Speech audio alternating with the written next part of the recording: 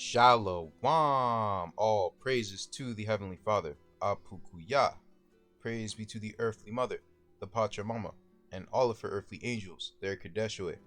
Praise be to the Holy Spirit, the Kahe. In the name of Hamashiach, Motsah the Lamb, unification to the nation. Hey, we got another one, guys. This is a bit of a continuation of the video that I dropped yesterday, or today, but I did it yesterday. We're going to be touching a little bit more on where these people went to, from who were in Georgia and Turkey. Where did they end up? And who are they now? Who are their descendants? So there's been a lot of confusion when it comes to these terms, such as Jew or Negro or Moor. And we're going to get some clarification today, at least a little bit more, because of course these terms are shrouded in confusion for a reason. But one of the main things that I definitely can say is that they are not synonymous. Let me introduce you guys, for those who don't know, let me introduce you to the concept of a logical fallacy, and one of which is a false equivalency. I left the link right here. I'm going to leave this document in the description and you guys can check it out. But let's read. False equivalency is a logical fallacy that occurs when someone incorrectly asserts that two or more things are equivalent simply because they share some characteristics, despite the fact that there are also notable differences between them. This perfectly goes with my point, with what I'm going to bring in this video. For example, a false equivalence is saying that cats and dogs are the same animal since they're both mammals and have a tail. False equivalencies, which generally exaggerate similarities and ignore important differences, can be used to equate a wide range of things, including individuals, groups, actions, or arguments, either implicitly or explicitly. Accordingly, false equivalencies are frequently used in debates on various topics, especially when it comes to suggesting that there is a moral equivalence between two or more things that are being equated. Because false equivalencies are so widely used, it's important to understand them. Now, this is an example of what I'm talking about regarding a false equivalency that many people make. This statement, Jews are, or I should say, were black, right? That is true. Based on a lot of different accounts, Jews are described as being black. Kurameo is covering so much great information regarding the Sephardic Jews and the Moors. So I'm really not going to get into all that information. You guys just need to watch his videos, because he's dropping some really nice information. So that seems to be true. The Jews were black. And in fact, I have a reference I'm going to show you real quick. The complexion and hair of the Abyssinians, which are the southern kingdom that was in Ethiopia, very much, vary, vary, meaning it differs. Their complexion ranging from almost white to dark brown or black. So they have a very wide range of complexions. The Abyssinians, right? Almost white, pale skinned, right? Or almost black. Their hair from straight to crisp to frizzled and almost woolly. So the Abyssinians have a wide range, right? Now, when you look into how they describe Jews, which we're going to get into later on in this lesson, I'm just bringing it up now, so you know it's kind of all in one place. But they also said that the Jews are related to the Negroes. So you can say that they have all of these different complexions and features, but they're similar to Negroes. But are they exactly the same as Negroes? That is the question. And that is the false equivalency. That is the false equivalency. So Jews were black. That is true. Were they all black? No. But were they all, or were they dark skinned at some point? Absolutely. Negroes are black. That is true. Right? So both of those statements are true. Negroes are black. Jews were black. But because of those because both of those statements are true, are Jews therefore Negroes? Meaning Jews were black, Negroes are black. Does that mean Jew equals Negro? Does the word Jew equal Negro? No, that's not true. It's not true. This can be true, but based on these two statements, it's not provable. You need more information. And I challenge anyone to actually show me whether they can find something that literally uses the term Jew and Negro interchangeable. Listen, please show me that, because I've been looking, I can't find it. And when you listen to a lot of these, I'm not going to pick on anybody, a lot of these people, right, who are real excited about trying to prove their identity because they know in their heart who they are. They know who they are. And I believe them. If an African says, I'm an Israelite, I believe you. Until you show me that you don't have the spirit of one. Then I'm not going to believe you. It's that simple. I'm not going to be able to judge you based on how you look. I can't do that. Same thing with a so-called white person. If they say that they're an Israelite, okay, I'll believe you until proven otherwise. The same thing. I'm going to examine your spirit, and I'm going to watch you, and I'm going to see, are you who you say you are? So this can be true, meaning Jew can equal Negro. But originally, was that the case? You have to prove that. You can't just see the fact that these two groups, both Jews and Negroes, are both black, therefore they're both the same. That's not true. And what does the term Negro even mean? The term Negro is a very vague term. Sometimes people use the term Negro to describe people who are related to the same group of people with some sort of like indigenous blood. Some people use it as a body structure of the people of Africa. Some people specifically use it for the people of West Africa and Sub-Saharan Africa. So people use it in different ways. Some people use it to denote a Negroid phenotype, meaning flat noses, wide faces, and thick lips. So people use it in different ways, right? So I said, why is this? Because you can be black, melanated, or dark-skinned without being a Negro, or a Negroid, or a West African phenotype. Here's an example. Both these people are quote-unquote black, right? Or melanated, or dark-skinned. But they have two different facial structures.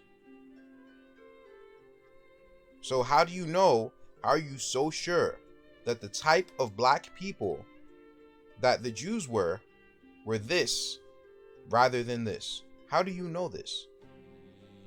You don't know this. And if you can prove that, then prove it. Show me where it says, give me a historical account to where anything has ever said that the Jews were similar to how the West Africans and Sub-Saharan Africans look. I need to see that. Because actually, if you want to use the Bible, I can give you the Bible, and I can prove to you that they didn't look like that. Because Leviticus talks about a flat nose is a what? Is a blemish. I'm pretty sure this sister has a flat nose, right? Okay then.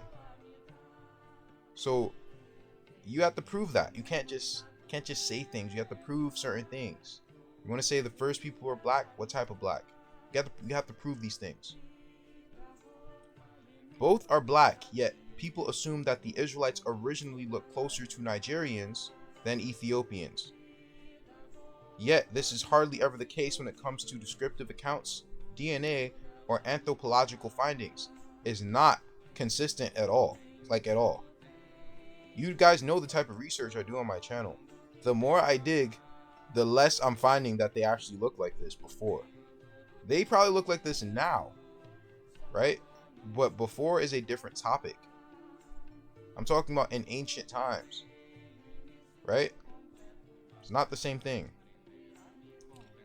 When I mean by descriptive accounts, I'm seeing in multiple people have said that the Jews remind them of the people of Ethiopia.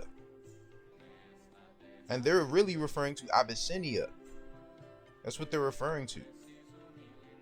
Because sometimes they'll use Ethiopia and Kush interchangeably. And that's that area of like around the Nilotic people's area. They're not talking about the country of Ethiopia or sub-Saharan Africa. So DNA wise, the Jews were not originally what people think they were. The Jews had some sort of Mediterranean or Pacific Islander DNA marker. They did not have an African DNA marker. And anthropological findings, the Jews did not have fully dolichocephalic skulls. They were more so in the middle. They were not flat-faced, but they weren't all that long-headed either. They were somewhere in the middle. The Jews are compared to the people of Ethiopia rather than quote-unquote Negroes. In fact, there is a constant separation between the term Jew and Negro, or Negro and Jew. I'll give you some examples. Quote, little has been said of black Jews in the West Indies, who have been there ever since Christopher Columbus, living and marrying with the Jews of the Middle East, of Sephardic heritage. So there is a difference between the Jews of the quote-unquote Middle East, or the Mediterranean, and the quote-unquote black Jews, or the quote-unquote African Jews, or Moorish Jews. So there is a difference. There's a difference. The people, whomever was in the Mediterranean, are not phenotypically the same as whomever were the Israelites among the Moors. They're not the same thing. They can be of the same seed line, but they don't look the same. Nor did they have the same language, nor did they have the same culture. If one was traveling to Jamaica, St. Astacia, and St. Thomas, you would see the descendants of these early Jews living as their forebears. We, the black Jews. And here's an even more damning quote. The Jews expelled from Portugal by King John II settled in the West Indies, specifically in Jamaica, in 1850. Children were Negroid. So there you go. This does not prove that the Jews were Negroes or Negroid. It actually proves the opposite. It actually proves that they weren't, because they're saying their children were Negroes or Negroid. It did not say they were Negroid. And as the other quote just said, they mixed in with the quote-unquote black Jews, or I'm guessing the more Negroid-looking Jews. So there are Jews that look Negroid. Don't get me wrong. But if you're talking about, originally, no, that's not how they look. I'm just gonna be real. That's not how they look. But as you can see, there are a sect of Negroid Jews.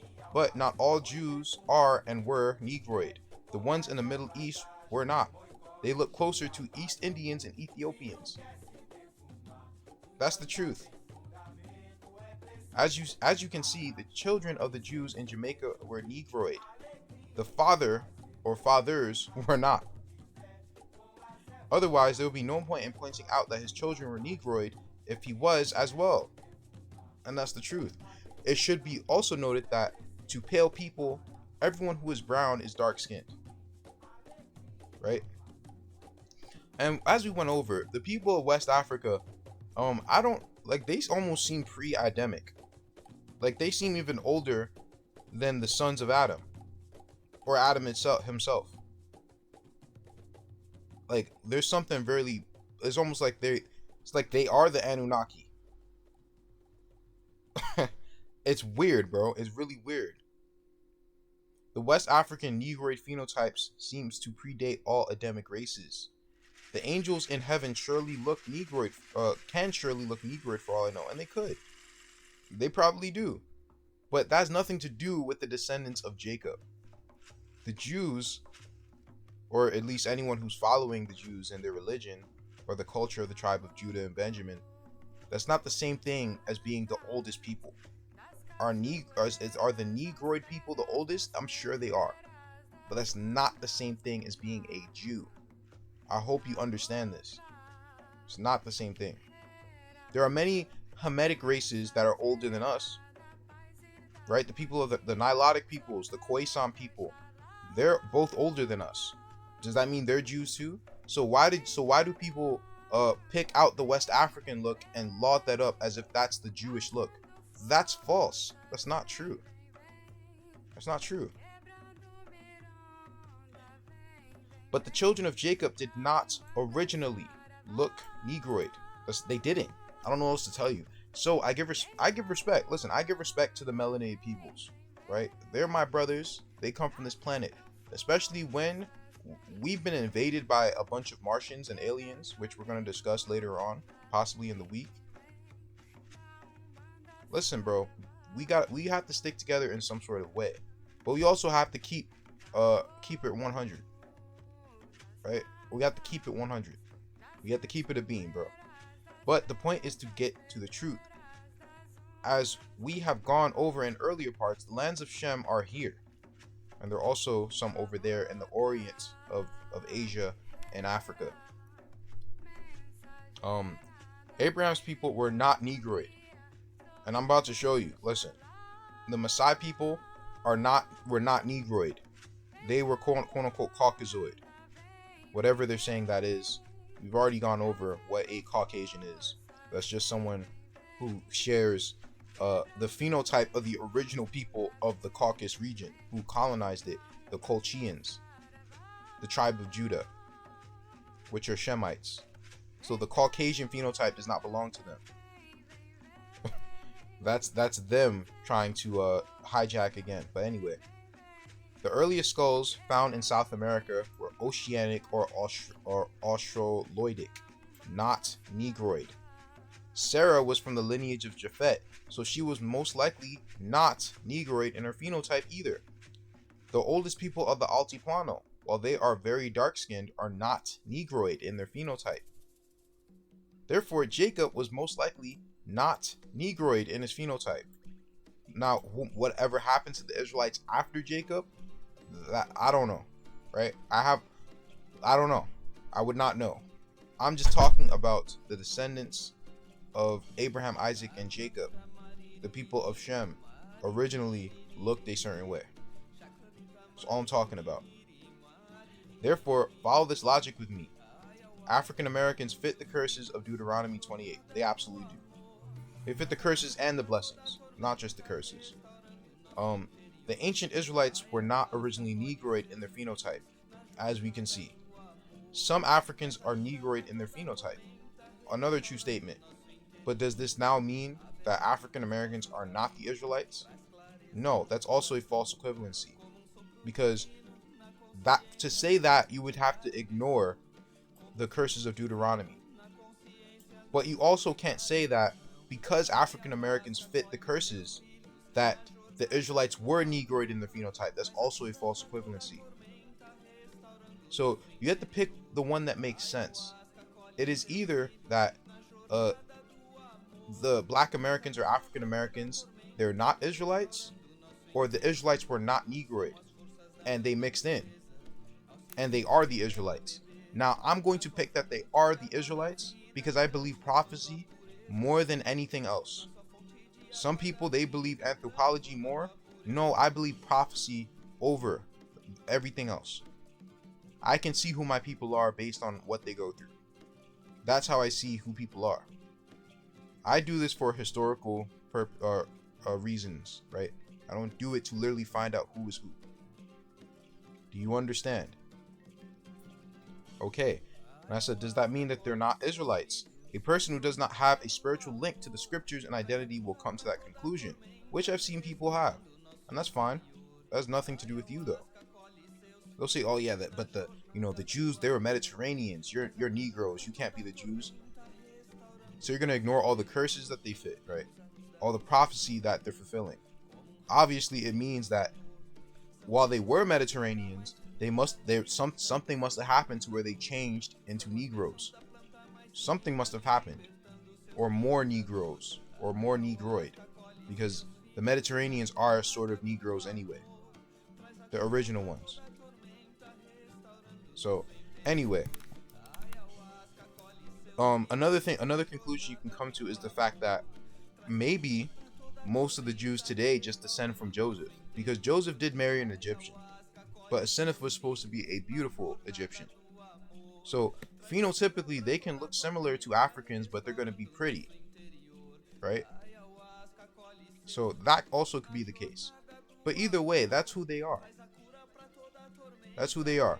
But the reason why I'm going through this is because I'm trying to get to the truth. When someone is talking about, well, if you're not quote unquote black, you're not an Israelite. That person is like, that person, I don't know. There's a few things that person can be. 1, a fool. 2, insecure. 3, not an Israelite. It's that simple. It can't be anything else. Because if you're speaking from a lack of knowledge and you're going to profess that the Jews or the Israelites are all black-skinned, Negroid phenotype people, you're coming from insecurity, because you know you don't have all the answers. You know that there's information that you're ignoring. But you're going to pick and choose because that's an insecurity. Or you're really foolish and you're just going by what other people are saying and you're not doing your own research. Or 3, they're not an Israelite. I don't know what else to tell you. There's a lot of people who are pretending. Just like the so-called white Jews are pretending, there are black Jews who are pretending. You don't think that's the case? We got conquered by black people. So why wouldn't they try to be Jews too? Come on now.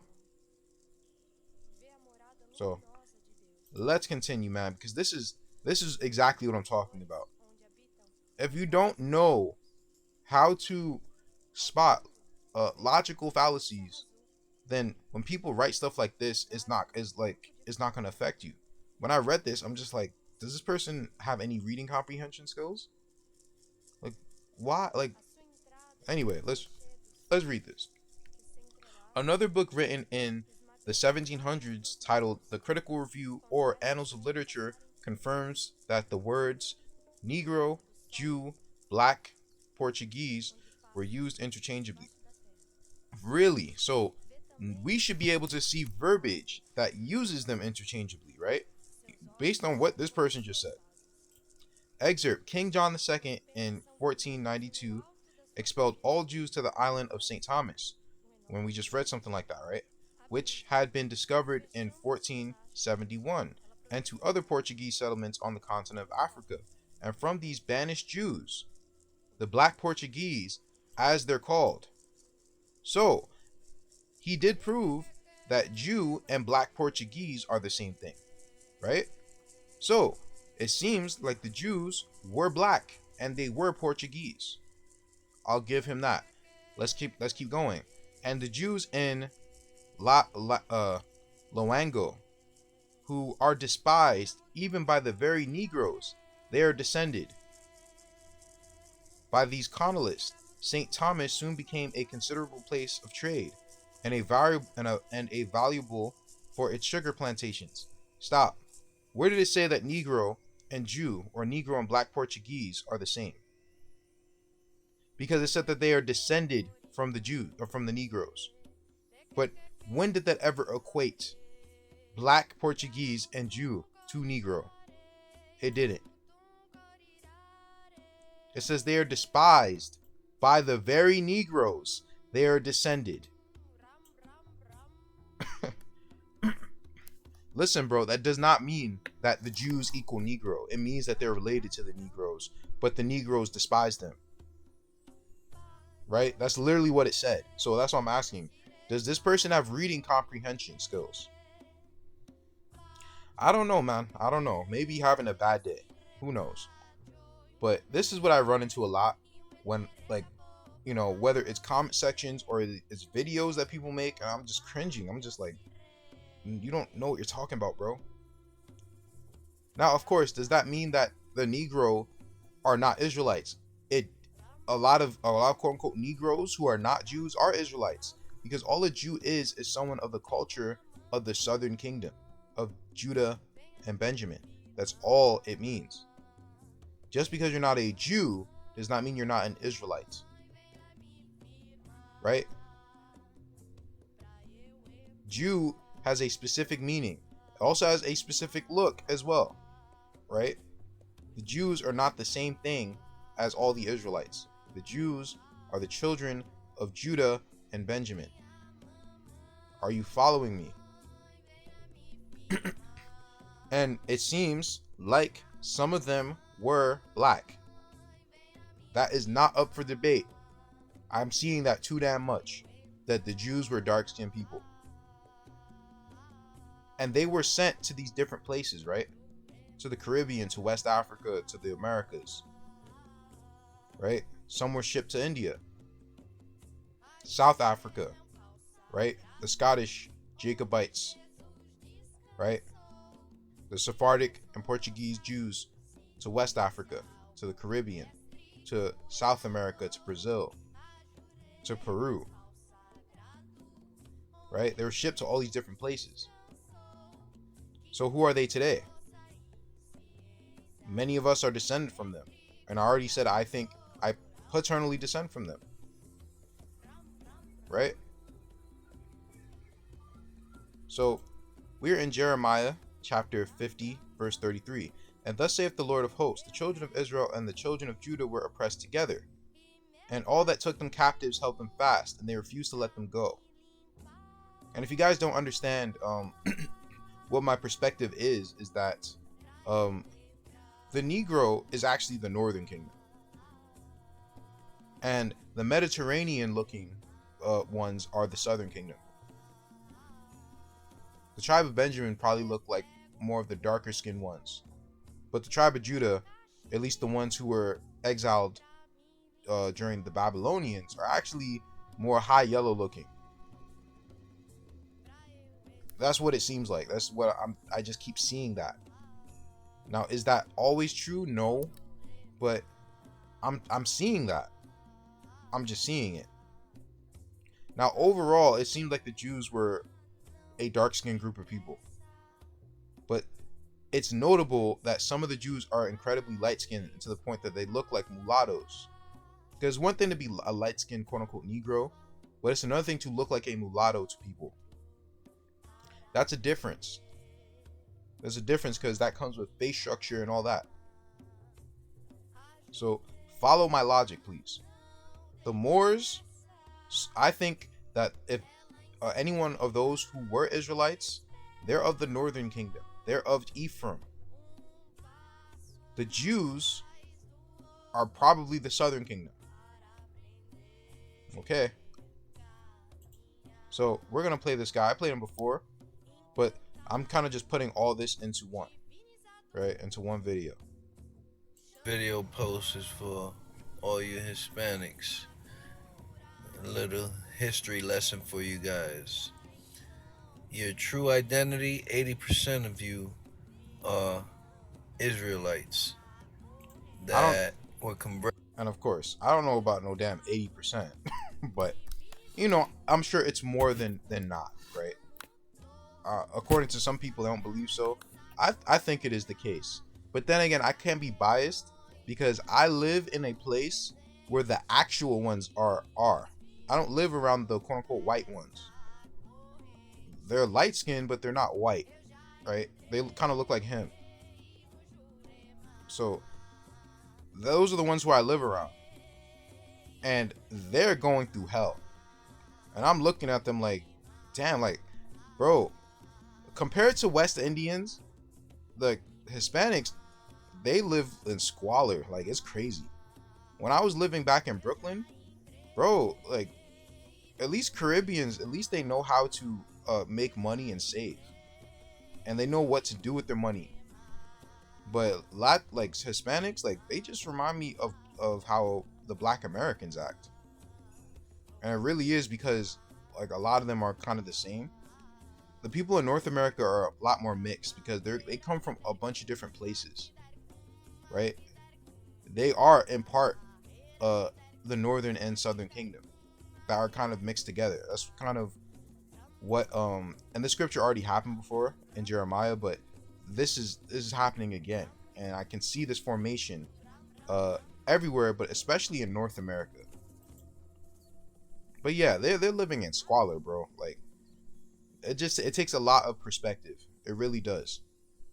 Like Caribbeans, listen, I don't see them living in squalor like that. In the Caribbean, they're living in squalor, but here, I don't see it like that. I'm not gonna lie to you. I don't see it like that. I see the Black Americans, and I actually see Hispanic, like not as much as as the Black Americans, because the Black Americans, they live in the most squalor, but the Hispanics, they're living in more squalor than the Caribbeans on some real stuff. They also have more of a uniform culture, right? So anyway, let's continue. Converted to Christianity over 500 years ago by the Spanish monarchy, and you are descendants of the Sephardic Jews who were kicked out of Spain and ended up in Latin America. A lot of you came as slaves, and a lot mixed in with the indigenous population of the Americas. I was just putting out this video to see how much feedback I get back. Maybe I'll make another post going more into detail about the origins of Hebrew bloodlines within the Hispanics. Again, I say 80% of you Hispanics are descendants of Sephardic Jews. It's time to wake up. Stop following the bull crap y'all been following for the past 500 years. Leave comments. I'll respond. Yeah, and honestly, they're probably more native than Sephardic Jews, like so-called Black Americans. Like they're more native than European blacks. But either way, like yeah, a lot of them and a lot of us descend from the people of Europe who got kicked out, whether they're Israelites or not. Whether they're Israelites or not. But you can't base the fact that, oh, this person, he looks more white, therefore he somehow has more white blood and he's less of an Israelite, or he's more mixed. That's not true. That is not true at all. As we just read, what was the complexion of the tribe of Judah, of the southern kingdom? Almost white to almost dark brown to or black, right? All different hair textures, from straight to crisp to frizzle to almost woolly, right? So there you go, bro. Like that's just one place. That's just East Africa. What is that describing? Because that sounds like, to me, that sounds like how West Indians look and how Latino West Indians look. Not so much like, Mexicans and other South Americans. That really just sounds like Caribbeans to me. And that's because the Southern Kingdom was mostly sent to the Caribbean, as I've been saying. Afterward, they were sent to North America, right? Other Israelites who were in Africa were sent to South America. Some also were sent to the Caribbean. And non-Israelites came from both Africa and Europe.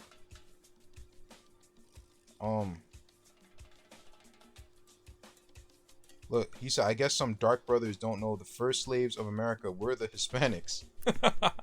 Learn your history and learn the whole story before you call any Hispanic Blanco. That shit will get you hurt in the wrong hood. Yo, bro. Nah, seriously though, like people, they talk out of their ass and they don't look up anything. They just go based on their own perceptions on what they think a white person is, right? They go based on their own perceptions. I don't know anyone's history, so I don't say anything to people personally. I talk about so-called whiteness from a historical standpoint. But I'm not going up and acting as if I know someone just because they look a certain way. There is a lot of so-called real light-skinned, almost white-looking Hispanics who are digging out of garbage cans up the goddamn street. So I'm not really gonna say stuff like that. That's really idiotic. Now, he also mentioned that he's waking up the tribe of Judah. The reason being is because Spain was known for having a lot of the tribe of Judah, or really the southern kingdom, in it. And apparently it's a historical thing. He says, however, due to historic connections between Levi and Judah, I think modern Judah, the Jews / Israelis, would have a disproportionately larger number of Levites in their midst. Well, the point is that there's a connection to the southern kingdom, right? Going down. There is no substantive information available on the beginnings of Jewish settlement in Toledo, and that's because they were always there. That's for another video though. Which was only a small village in the period of Roman rule over Spain. According to a Jewish tradition dating from the period of Muslim rule, the Jewish settlement in Toledo was the most ancient in the Iberian Peninsula. This tradition was accepted by Isaac, this person, who states in his commentary to the Book of Kings at the end of Obadiah 20, verse 20, that the first settlers were exiles from the tribes of Judah and Benjamin, who had arrived there after the destruction of the first temple, and were associated with a legend concerning Pyrrhus and Hispan, who took part in a siege of Jerusalem.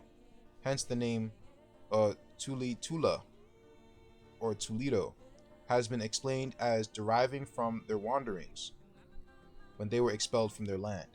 Now, is that true? Is that false? I don't know, but honestly, there's a bunch of different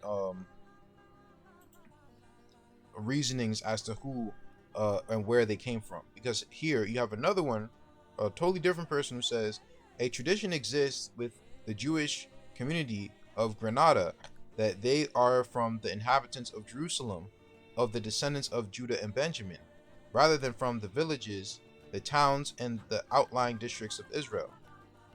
Elsewhere, he writes about his maternal grandfather's family, how they came to Spain, and they're always going by the maternal lineage, the so-called Ish people.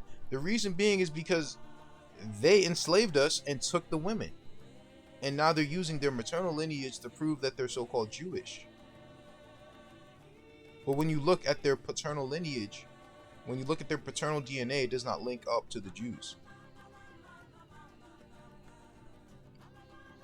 So he says that here this rabbi refers to the second influx of Jews into Spain shortly after the destruction of Israel's second temple in 70 AD. So apparently this was a place where the Jews hid for whatever reason. Why did the southern kingdom run to Spain? Something to ask.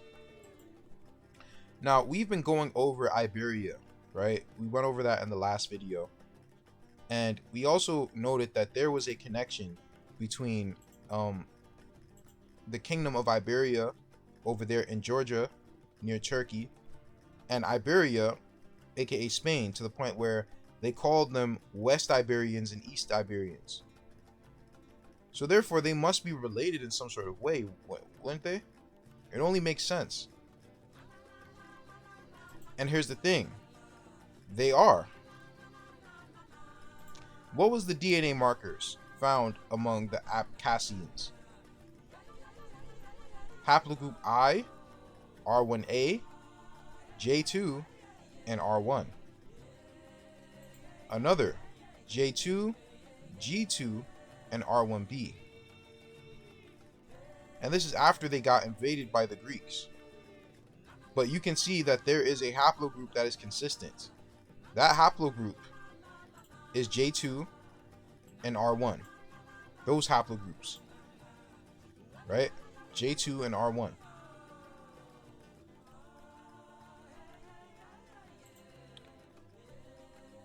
DNA chromosomes of Iberia reflect Sephardic and Moorish origins.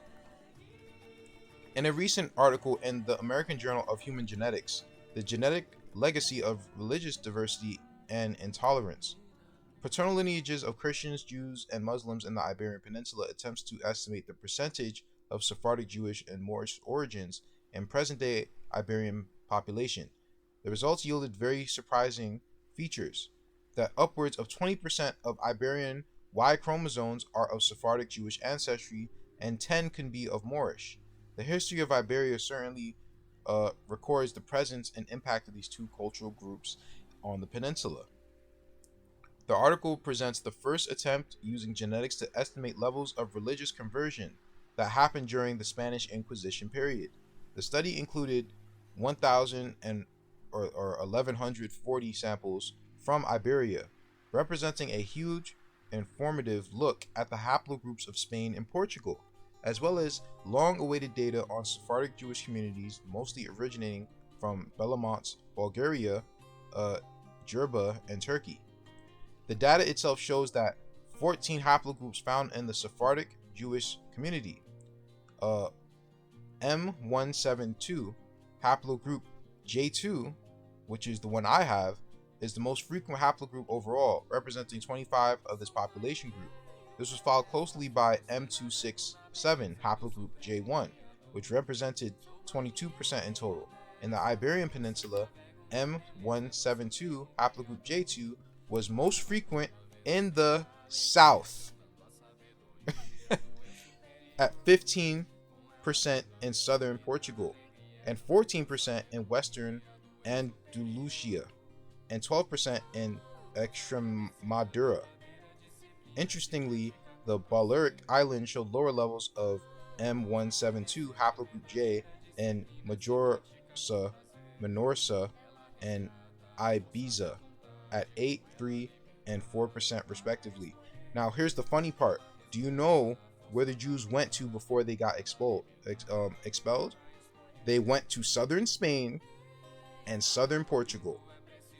Then, when they expelled them from Spain, they ran into Portugal, and then they left. So, I find it very interesting that J2 was mostly found in southern Spain. J2 is also mostly found among the Abkhazian peoples, the other Iberians, the original peoples, the Colchians, the tribe of Judah, the descendants of Solomon.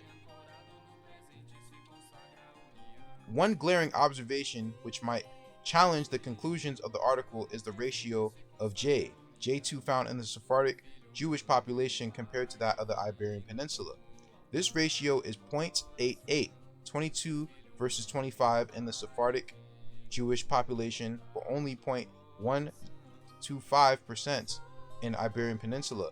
If one was to assume the converted Jewish population of Iberia contained a smaller genetic makeup to present-day Sephardic Jewish communities, looking at haplogroup J1 as a defining marker, the amount of Sephardic ancestry could not exceed 5%, since J1 makes up 22% of present-day Sephardic Jews, but was only in 1% of Iberians. From this perspective, the article conclusions of a 20% Sephardic Jewish ancestry seemed lofty. The study approach was to look at the genetic markers of the Basque population, the Moroccan population, and present-day Sephardic Jewish population to represent Iberian, Moorish, and Sephardic ancestry respectively. It then compared this data with the 1,140 Iberian Y chromosomes from the study. Again, the study seems to largely discount the possible input of Phoenician or other Near East populations as a source for the present-day genetic makeup of the Iberian Peninsula, and their Y chromosomes, assuming both Phoenician and Greek impact, would be in the eastern parts of Iberia and not in the west where most haplogroup J2 and J is found. The authors also note a good degree of haplotype sharing at 3.6% between Sephardic Jewish haplogroups, and Iberian haplogroups. The study also notes that the Sephardic sample, which is taken from a small group of individuals, would have been subject to founder effect, bottlenecks, and other factors which might reduce haplodiversity. I'm not sure why I read all of that. Oh my gosh, I think there was actually another article that I was looking at, and I was looking for what it said, but I didn't get it anyway. But pretty much what this other article that I was reading, I was actually only supposed to read that part, so my bad on that. But pretty much what the other article was saying was that J2 was not really found amongst literal Sephardic Jewish communities. It was only found in southern Spain. But J1 and haplogroup G and E1B1B, those were found among the Sephardic Jewish peoples. So they said, well, J2 must be that must be of the Moors, and J1 and G2 or G, I don't remember if it was G 1 or 2, but they were saying J1 must be the Sephardic Jews and J2 must be the Moors or someone else, when it's probably the opposite way around, right? That's the funny part. But let's continue. I'm sorry for boring you guys. Now, this is someone who is from the Dominican Republic who wrote this book. The results are trickling in. Dad, Bennett says, is of Semitic descent on his father's dad's side. Haplogroup J2. Doesn't that mean my father descends from the Sephardic Jews on his direct paternal line? There was a chance because many Arabs and Jews fall into the J2 haplogroup, but ultimately no, says Bennett. That was the very first thing I checked for. We reviewed his entire Y37 DNA sequence and compared his results with the massive Jewish database we sit on, and there were no matches. You know, it's also funny because I had no matches too. I did not match with no damn Sephardic Jews, quote unquote. Because the people who are acting like they're the Sephardic Jews are not the Sephardic Jews. Why am I comparing my DNA to them? They're the pretenders. And this is the game that they're running. See, how would you have this haplogroup living in the Dominican Republic? Where would you get it from? It must have been from some sort of expulsion from Spain. You know, doesn't make any sense any other way, you know, unless someone came there recently. But yes, you see, I was stunned when I saw this because I'm like, yo, the same thing happened to me. I was looking all over the place. I was looking up my SMP values, my STR, I think that's what it's actually called. The sequence, the DNA sequence. I had no matches anywhere. I'm not related to any of them. I'm not. And it's the same thing for, I'm guessing, this person in the Dominican Republic. So I found that to be interesting. And it lets me know that, listen, the people who are claiming to be Sephardic Jews are not. And the people who have lost their culture, converted to Catholicism and all this, right? Those are the actual Jews.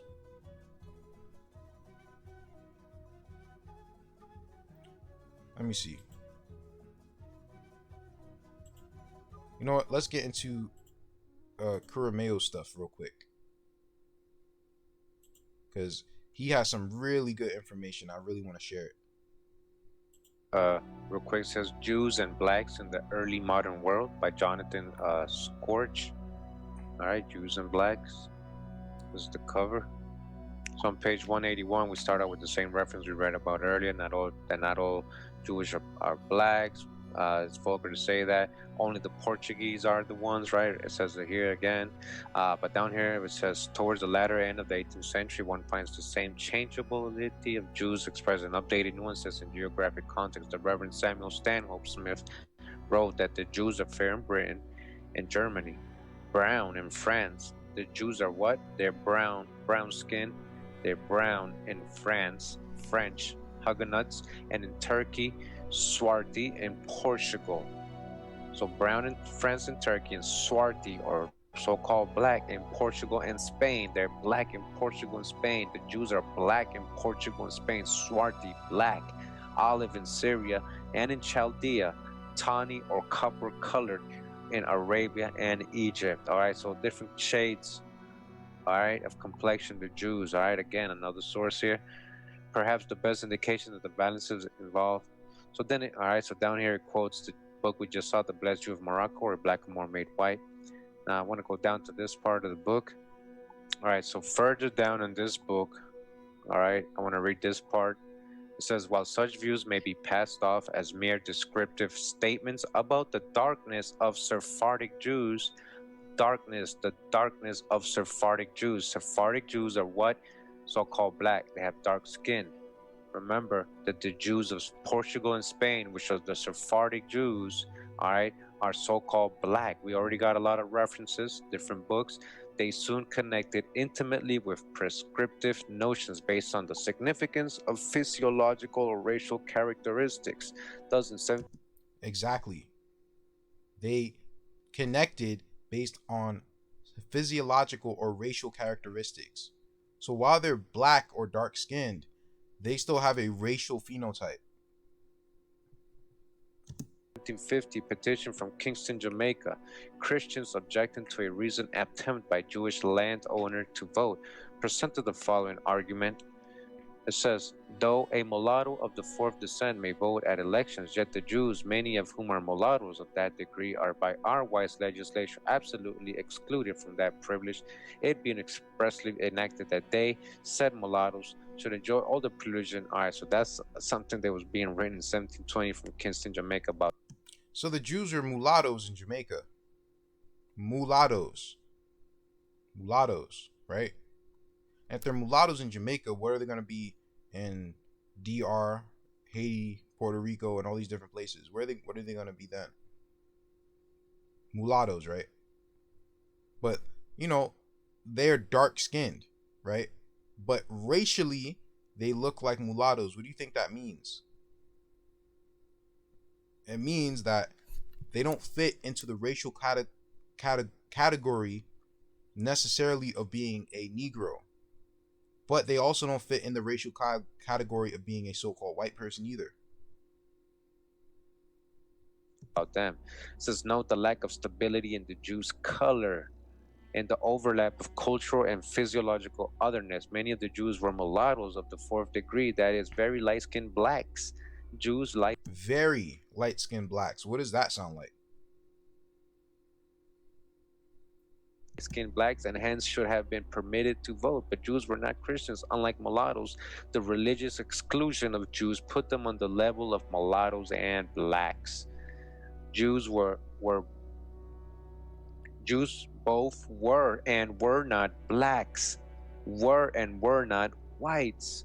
These various views of Jews branded them in David Rodiger's terminology as not yet white. So there you go, bro. That's your description of Jews.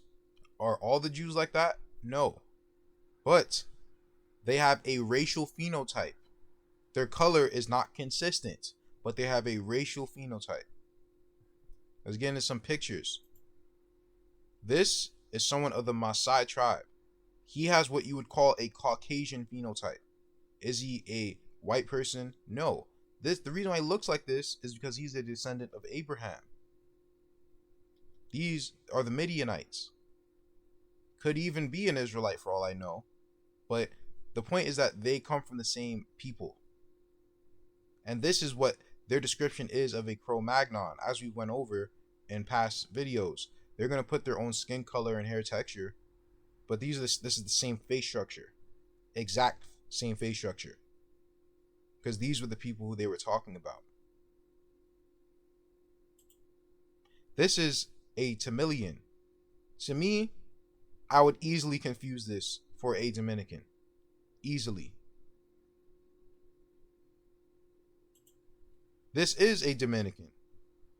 Now, if you compare her to a so-called white person, she would be black-skinned or dark-skinned in comparison. Right? This is a Tamilian. Notice, they look similar. because they come from the same branch of people. Some of them do, not all of them, but some of them do. That would be the Southern Kingdom. These are the Wa Chinese people, and we're gonna go over them later on in the week, hopefully. But these would be considered as quote unquote Caucasian people, right? The Caucasian Chinese. They're not Caucasian. Well, according to what they say Caucasian is. But all Caucasian means, in truth, are just Shemitic features. Because when you look at the culture of these people, you're going to be singing a different tune. Right? You're going to be. We're going to go over them later on. This is another Tamilian. Right? This is a West Indian. The West Indies are full of the Southern Kingdom.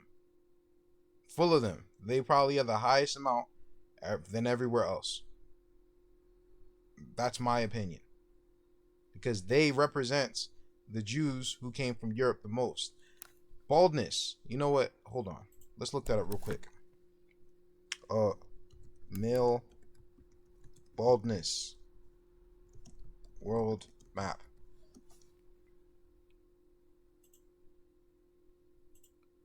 Baldness is most common amongst Mediterranean types of people, right? But the funny thing is that the highest amount of baldness outside of Turkey is actually the West Indies. Go look it up if you don't believe me. That's not a joke. That's real stuff, bro. If you have male baldness in your family, you descend from the Sephardic Jews, or at least people who came from Europe, Mediterraneans who came from Europe, in some sort of way. Because the Indians, they did not go bald. Pure-blooded Indians do not go bald. They don't go bald. They barely get gray hair, and they don't go bald.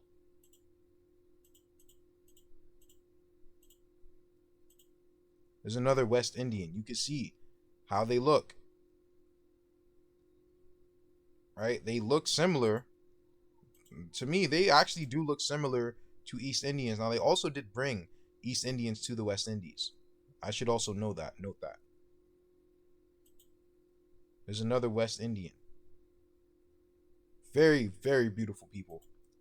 This is someone else from the Maasai tribe. As you can see, his face structure is not Negro. It's not Negro or Negroid. It's not the same thing. I already had that picture. Now, this is the map of the expulsion of the Jews, right? This is the map. But the funny part is that this map looks almost exactly the same as the map of the Gypsy migrations. So I'm kind of touching on this stuff because we're going to go over this in later parts of the series. Let me see. There was some other stuff that I wanted to go over.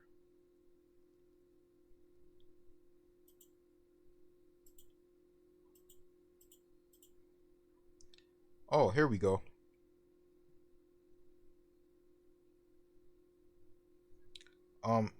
Jobson describes these Lacandos under the name of Portingales. I must break of a while from them and acquaint you first of another sort of people we find dwelling, or rather lurking, among these Mandingos, only some certain way up the river. So these people were lurking, quote unquote, lurking among the Mandingo tribe. And who are they? The Lacandos, literally the thrown out ones or cast out ones, were settlers and adventurers of Portuguese origin in Senegambia, Cabo Verde, Guinea, Sierra Leone, and other areas on the coast of West Africa. Many were Jews, often new Christians escaping persecution from the Portuguese Inquisition. They were Jews.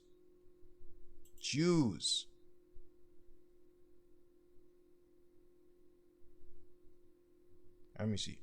Although Laner may have represented her own darkness out of a sense that her location on the fringes of the ruling class, her public sexual history, and especially her religious and ethnic heritage could position her as other or rhetoric gained power as. Okay, let's skip that.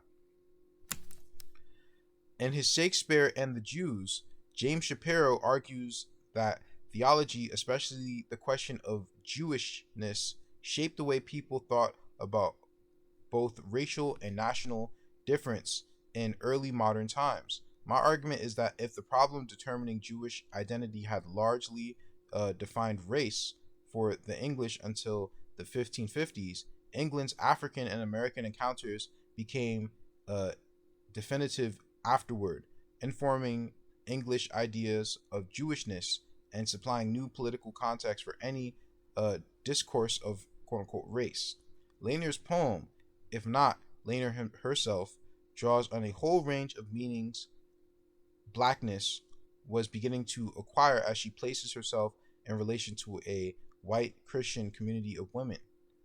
Listen, yeah, there are some hijacks because the type of blackness they're talking about are people with Jew froze. That's no.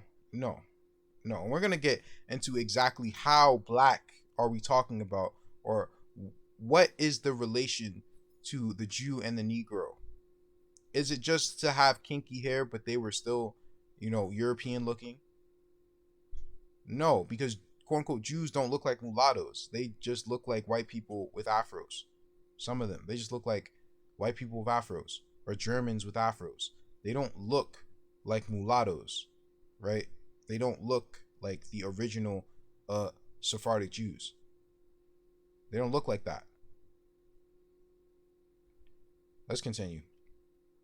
Let's skip down. A visitor to a London synagogue reports in 1690 that they were all very black men and other men, and distinct in their reasonings as gypsies. Indistinct in their reasonings as gypsies. So they acted just like gypsies and they were dark skinned. The gypsies definitely link to the Southern Kingdom. Absolutely. And a Portuguese text from 1604 shows how the discourses surrounding Jewishness and Africanness were beginning to overlap. Who can deny that in the descendants of the Jews of the Jews there persists and endures the evil inclination of their ancient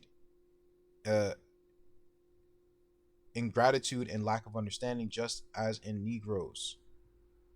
There persists the inseparability of their blackness. So they're comparing the Jew and the Negro. They're not interchangeable, but they are very similar. Let me go to another thing I wanted to show. If I can find it. Let's get some music back on.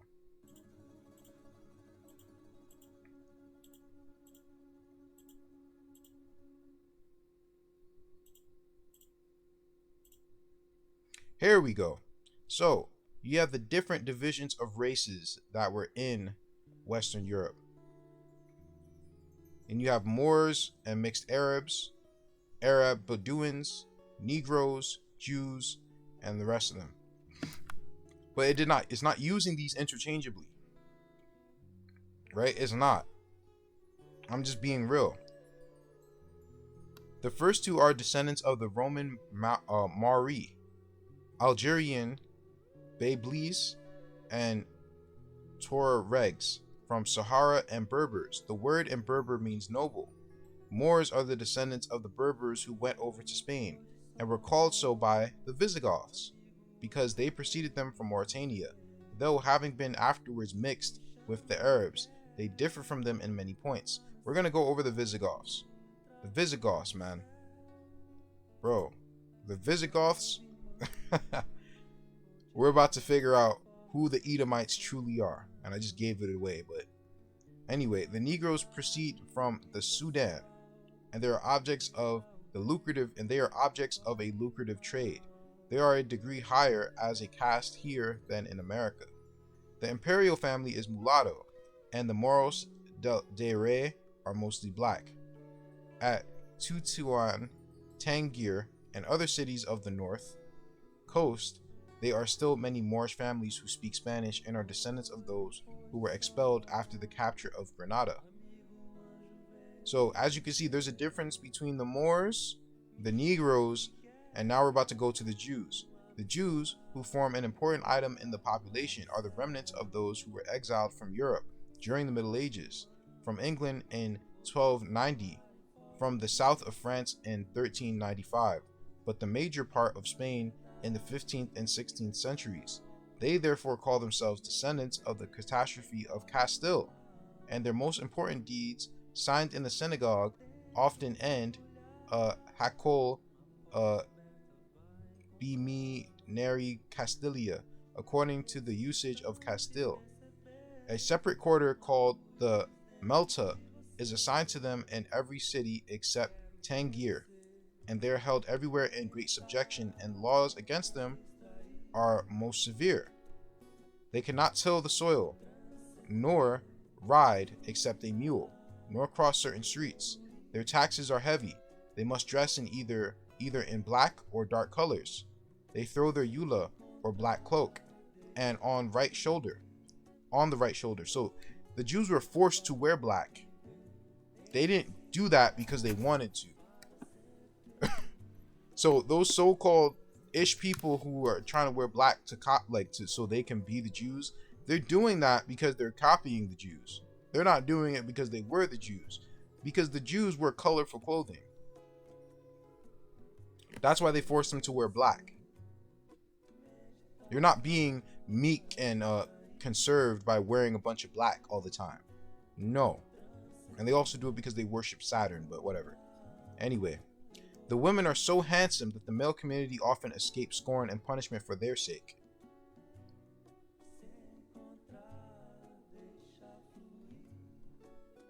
Let me see. The balls, I don't know, all these different things, or rings and bracelets which are worn around the arms, legs, fingers, etc. Some dresses cost as much as 300 pounds. So, again, these sound like East Indians. Culturally, we went over that already. It sounds like East Indians. And there's a lot of similarities between the so-called Indo-European culture and the Southern Kingdom. So I have to ask people, do you really know what a Jew really is? Do you really know? And I think I had a few other things I wanted to go over. I think on Kuramayo's video. Let me see. What time?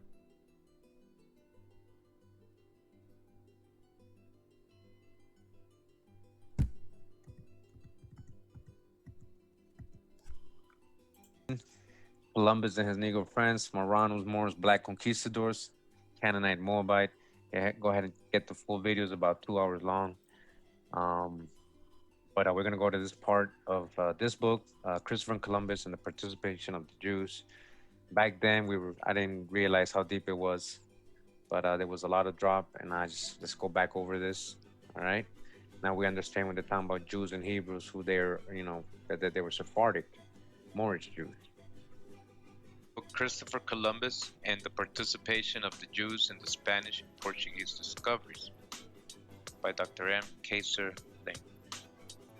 This was written in 1894. And we're in chapter 6 here. It says, after the Spanish monarchs had expelled all the Jews from all their kingdoms and lands in January, in that same month... All right, so again, let's not forget, we just went over the information when we're talking about Jews. We're talking about in Spain and Portugal, we're talking about Swarty, so-called black Jews, black people, so-called black, yeah. Dark complexion, I'm sure there was many shades of that, light skin to very dark skin. But we got the descriptions. There was a general consensus that these people were so-called Swarty, so-called black, mainly in Spain, the Iberian Sephardic Jews, and Muslim Moors. And that's consistent with the description of the Abyssinians, is it not? And again, the Jews culturally, they wore arm bracelets, ankle bracelets, rings, nose rings, head coverings, that sounds like East Indians, does it not? Commissioned me to undertake the voyage to India with a properly equipped fleet. So Columbus, this is from Columbus's words, stating in 1492, how at the same time that the Jews were being expelled from Spain and Portugal, that he was given the order or the permission, the authority, and the funding for his journey, right, to India. It says, right, India. Why India? Because South America and the Americas, right? We're gonna hear. What I wanted to say. Damn, I forgot. Oh yeah. No, well, I don't know what Curamayo's conclusion is regarding the Jews of Spain and Portugal, but again, there's two factions of all people, right? Many of the people who came here were Jews, right? But not all Jews are Israelites. But some Jews are Israelites, some Jews aren't. Not all Moors are Israelites. Some Moors are, some Moors aren't. But yes, we got conquered by Moors and Jews. Moors and Jews conquered Moors and Jews, and then those same Moors and Jews that conquered the Israelite Moors and Jews conquered the Indians. Now, some of the Indians here were not Israelites. Some of them were. So that's where you have us. We are a sect of the Indians, a sect of Moors, a sect of Jews. They are a sect of the Indians, a sect of Moors, and a sect of Jews. Now we're all mixed up. You don't know who anyone is. Right? That's where we are. Hear from the horse's mouth themselves. Introduction. Sephardim in the Americas. The year 1992 and the observance of the Columbus quincentenary mark a special moment in the history of the American Jewish experience. For a brief time, the historical spotlight will be able to shine on a group of American Jews whose ancestors left Spain at about the same time that Columbus undertook his journey of discovery. And while mainstream America will celebrate the 500th anniversary of Christopher Columbus' discovery of the New World, the same group of American Jews, the Sephardim, will shed tears for the nearly 200,000 Spanish Jews who were expelled in 1492 from a country in which they had lived for many centuries. And who are the Sephardim?